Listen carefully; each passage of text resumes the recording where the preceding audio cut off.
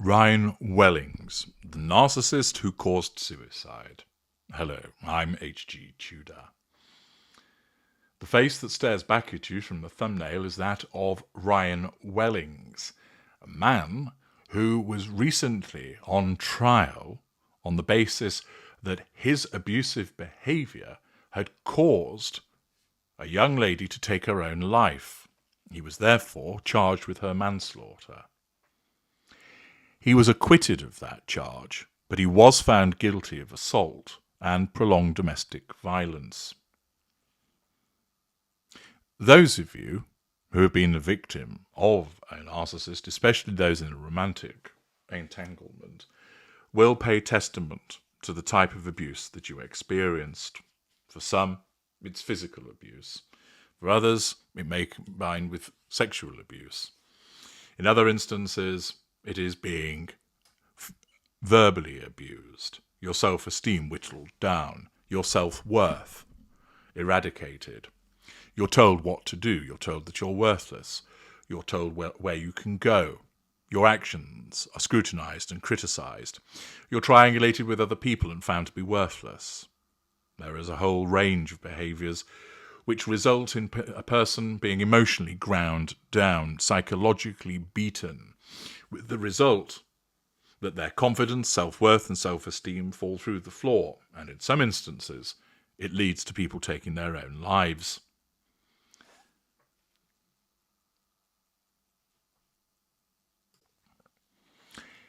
This case has national prominence as a consequence of the fact that he was charged with having driven the victim to suicide. And whilst he's been acquitted of that, the facts of what went on certainly bear analysis to demonstrate that this individual fits the behaviours that are associated with the narcissist. The BBC reports Ryan Wellings from Bispham in Lancashire became the first defendant to be tried before a jury accused of the unlawful killing of his partner after Kiena Dawes, aged 23, took her own life following domestic violence. The 30-year-old landscape gardener was found not guilty of manslaughter and guilty of assault and coercive and controlling behaviour between January 2020 and July 2022 after a trial at Preston Crown Court. Wellings, who had denial, first line of the twin lines of the narcissistic fence, who had denied all charges, made no reaction as the verdicts were read out. Wellings, who will be sentenced on the 16th of January, smiled and blew a kiss to his current girlfriend in the public gallery as he was led away. Notice that's an inappropriate response given the seriousness of the situation, that he's been found guilty of assault and coercive and controlling behaviour, but he doesn't care because he has no sense of accountability. Indeed, his arrogance is evident by him smiling, and he blows a kiss, which is a direct assertion of control over his current girlfriend. That individual really needs to look out, although it's likely she'll have some degree of respite, as it should be the case that some form of custodial sentence will be given to him, although one suspects that it will not be for a particularly long period of time. It's also evident that this individual, notwithstanding the fact that he has a previous conviction for violence against a previous partner, that he was accused of and has been convicted of violent behaviour and controlling behaviour towards the lady who took her own life, he's still able to ensnare somebody. That is typical of the behaviour of the narcissist. Notwithstanding the circumstances, and his current girlfriend will be aware that he'd been charged and was facing a trial, but naturally he will have maintained that he was innocent, and he will have persuaded her that he is the victim of a smear campaign, that he's the victim of unfair accusations. Only one other defendant has been convicted in such circumstances before, Nicholas Allen, who admitted before his trial in 2017 to the manslaughter of his partner Justine Rees. Difference there, of course, is that he admitted to what he had done, and therefore there wasn't a trial. Speaking outside court, Miss Dawes' mother, Angela Dawes, said it was impossible to put into words the impact of her daughter's death on all who knew and loved her. Kiena was a rare gem. She brought so much love and kindness to this world, she added. I truly hope that no other young lady or child has to go through what Wellings did to my daughter. I just wish with all my heart that I could bring her back and say, it's okay, you're safe now. During the trial, the jury heard Miss Dawes, a hairdresser from Fleetwood in Lancashire, left a note saying, I was murdered, and that Wellings had killed her before taking her own life on the 22nd of July 2022. The defence said her medical records showed she had a history of mental health problems, starting from the age of 13, frequent drug and alcohol use, thoughts of suicide, and attempts to take her own life before and after she met Wellings. Jurors heard Miss Dawes had suffered 2 years of violence and abuse at the hands of Wellings. She had been diagnosed with an emotionally unstable personality disorder, resulting in increased impulsivity, poor self-esteem, and difficulty in relationships, a condition exploited by the defendant. Pausing there, this is clearly a young lady who was troubled, but nevertheless, her weaknesses and vulnerabilities were exploited by Wellings, demonstrating an absence of emotional empathy and the narcissist's natural instinctive response to select somebody that is capable of being manipulated and somebody whose weaknesses can be used against them.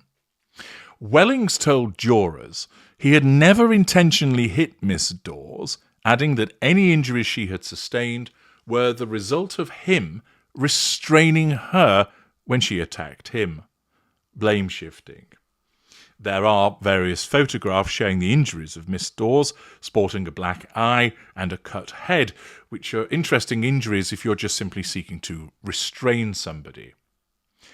Miss Dawes first met Wellings in January 2020 and was swept off her feet, her mother had told the court. Again, the typical modus operandi of the narcissist, with the love bombing and sweeping the victim off their feet. Wellings, who also had a previous conviction for assaulting another partner, systematic pattern of behaviour, he had Miss Dawes' name and face tattooed on his body within a week of meeting her, infatuation, and proposed marriage within 3 months. Sense of entitlement and again the necessity of trying to get the victim under control as quickly as possible. Archetypal moves on the part of the narcissist. But Miss Dawes later said her fairy tale turned into a nightmare with Wellings, who had a vicious temper, exhibition of ignited fury, and regularly binged on cocaine and alcohol, lack of accountability.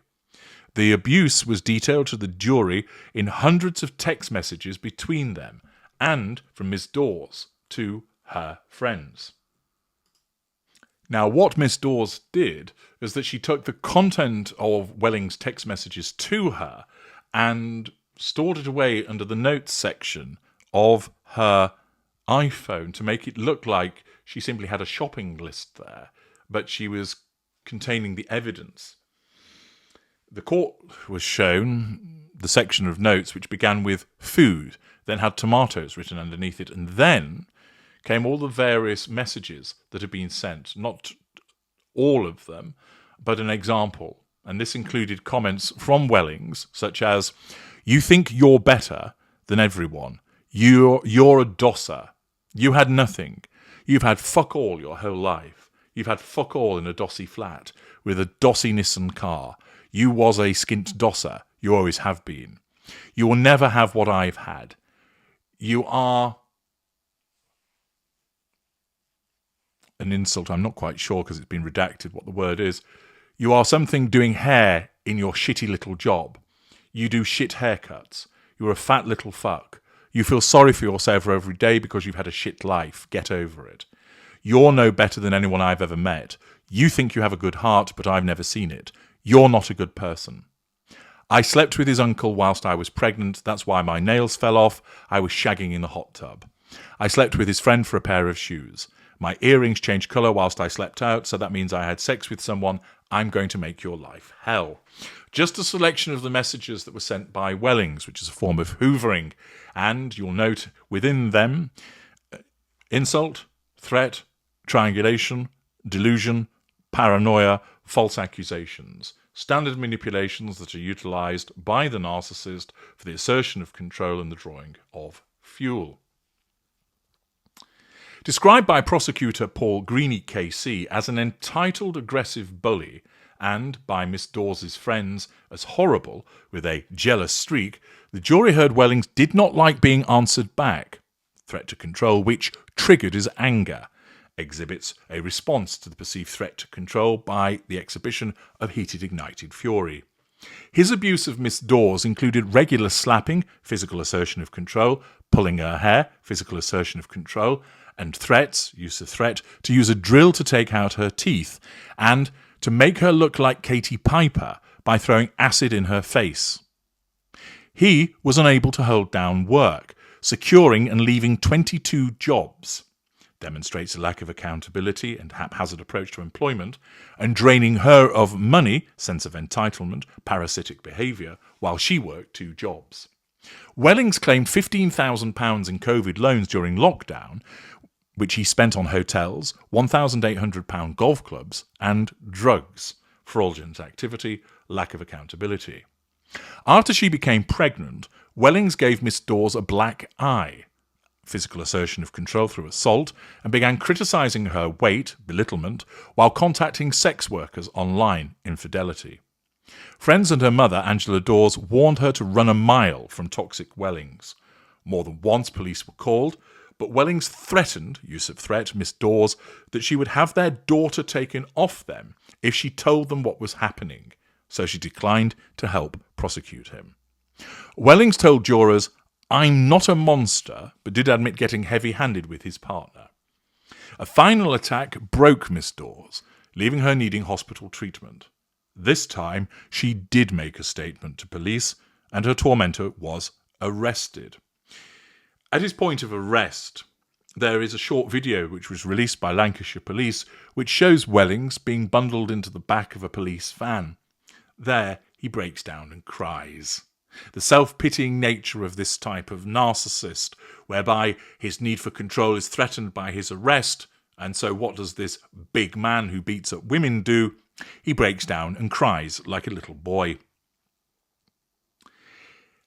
Notwithstanding his arrest, he broke his bail conditions, lack of accountability, but he wasn't locked up. This left Miss Dawes feeling let down by the police.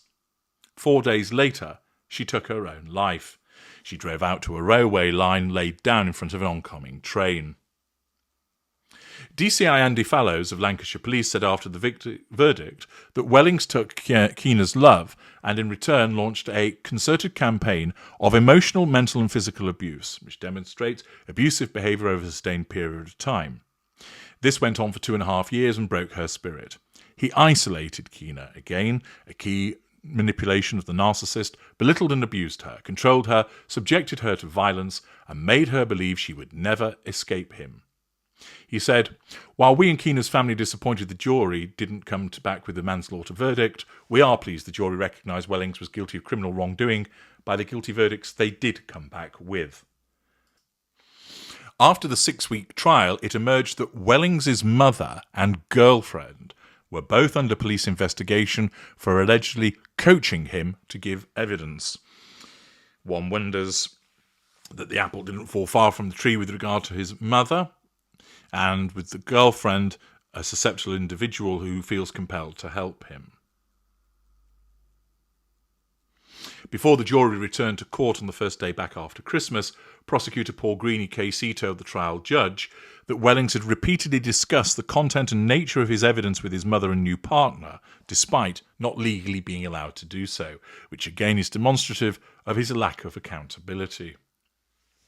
Whilst the death of Kiena Dawes was not attributed to him following trial, naturally, those reading about this recognise, particularly those that have been abused and may well have felt suicidal themselves as a consequence of the way they've been treated, recognise that his clear behaviour was that which drove her to the point of killing herself. In this instance, it didn't satisfy the criminal standard of proof beyond reasonable doubt, but to anybody else they would see that there was a clear causal link.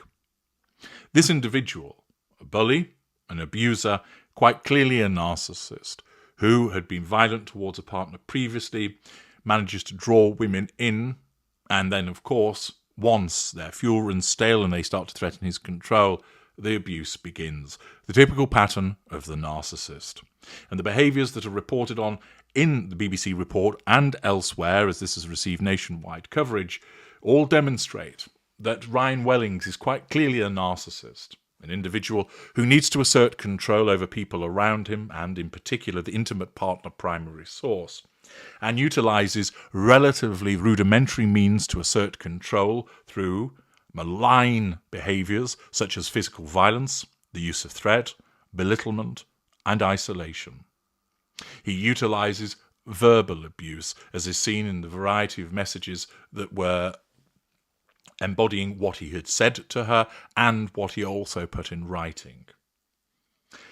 In terms of the school of this particular narcissist, given the fact that he was violent, that he didn't appear to operate with any particular facade, that he was an individual that couldn't hold down jobs, but had an element of self-pity about him, one would most likely place him as a middle lesser, an individual that would regularly exhibit heated, ignited fury, but would have the mid-range behaviour of pity plays, a coward at heart, which is demonstrative of him breaking down and crying for himself upon arrest, a hard man when he's beating up a woman, but a little boy when the law has got hold of him. I'm HG Tudor. Thank you for listening.